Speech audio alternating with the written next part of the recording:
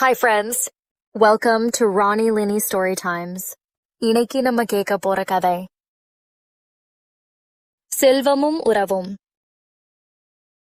ஒரு கிராமத்தில் ராஜா மற்றும் விமல் என்ற இரு நண்பர்கள் வசித்து வந்தனர்.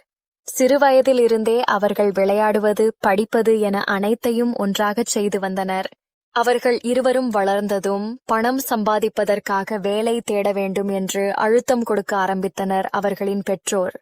இதனால் இருவரும் கிராமத்திற்கு வெளியே உள்ள நகருக்கு சென்று வேலை தேட முடிவு செய்தனர். ஆனால் அவர்கள் நகரத்தை அடைய காட்டை கடந்து செல்ல வேண்டும். அது மிகவும் ஆழமான காடு. அங்கு பல காட்டு விலங்குகள் உள்ளன. பொதுவாக அக்காட்டை கடக்கும்போது வனவிலங்குகளை மயக்கமடையச் செய்ய கிராம மக்கள் சில மூலிகைகளை எடுத்துச் செல்வார்கள். ராஜாவும் விமலும் அந்த மூலிகைகளை சேகரித்து தங்கள் பைகளில் வைத்திருந்தனர். அவர்கள் பயணத்திற்கு உணவு மற்றும் தண்ணீரை எடுத்துக்கொண்டு நகரத்தை நோக்கி நடக்க ஆரம்பித்தார்கள். வெகு நேரம் நடந்ததால் களைப்படைந்து மரத்தடியில் ஓய்வெடுக்க முடிவு செய்தனர். சிறிது நேரம் ஓய்வெடுத்துவிட்டு பயணத்தை தொடர முடிவு செய்தனர். சிறிது தூரம் சென்றதும் மரத்தடியில் பெரிய பை ஒன்று கிடப்பதைக் கண்டனர். அதில் ஏதோ ஒளிர்வதை இருவரும் பார்த்தனர். அவர்கள் இருவரும் பையின் அருகில் சென்று அதனை எடுத்தார்கள். அதை திறந்து பார்த்தனர். தங்கக் காசுகள் நிரம்பிய ஒரு பை கிடைத்ததால் அவர்களின் மகிழ்ச்சிக்கு எல்லையே இல்லை. இருவருமே ஆடம்பர வாழ்க்கையை எளிதாக கழிக்கக்கூடிய அளவுக்கு நாணயங்கள் இருந்தன.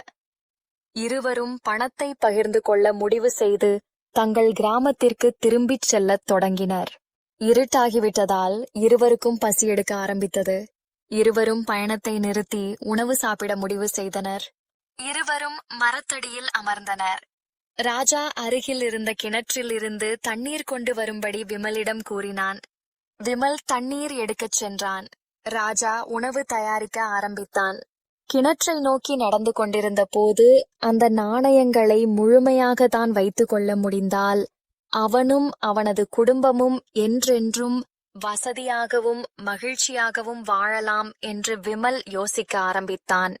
விமலின் மனதில் பேராசை நுழைந்தது.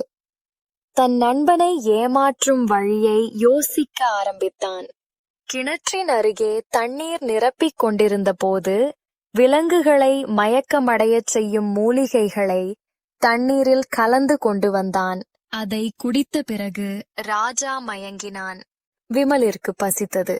எனவே அவன் தனது மதிய உணவு பெட்டியை திறந்து மிகுந்த ரசனையுடன் சாப்பிடத் தொடங்கினான். விமல் கொஞ்சம் சாப்பிட்டவுடனே சிறிது நேரத்தில் அவனும் மயங்கினான். இருவரும் மயங்கி கிடந்தனர். மயக்கம் தெளிந்து எழுந்து பார்த்தபோது பை இல்லை. தான் தண்ணீர் எடுக்கச் சென்றபோது தன் நண்பன் ராஜா உணவில் மயக்கமடையச் செய்யும் காட்டு மூலிகைகளை கலந்து கொடுத்திருப்பதை விமல் உணர்ந்தான்.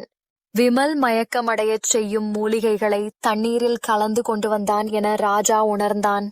அவர்கள் இருவரும் தங்கள் பேராசையால் ஒருவரையொருவர் ஏமாற்ற முயன்றனர். ஆனால் தாங்கள் இருவரும் ஏமாற்றமடைந்தனர். செல்வச் சேகரிப்பில் நாம் சிக்கிக் கொள்கிறோம். நம் உறவுகளை கூட மறந்து விடுகிறோம். இந்த கதையிலிருந்து நாம் பணத்திற்கு அதிக முக்கியத்துவம் கொடுத்தால் அது நம்மை சுற்றியுள்ளவர்களின் மேல் நாம் வைத்திருக்கும் மதிப்பை குறைத்து செல்வம் ஒன்றே மேலோங்குகிறது. நாம் பணத்திற்கு தேவைக்கு அதிகமான முக்கியத்துவத்தை கொடுக்கக்கூடாது என்பதை அறிந்து கொள்ள வேண்டும். இந்த மாதிரி கதைகளுக்கு மறக்காம இந்த சேனலை லைக் பண்ணுங்க, ஷேர் பண்ணுங்க, சப்ஸ்கிரைப் பண்ணுங்க.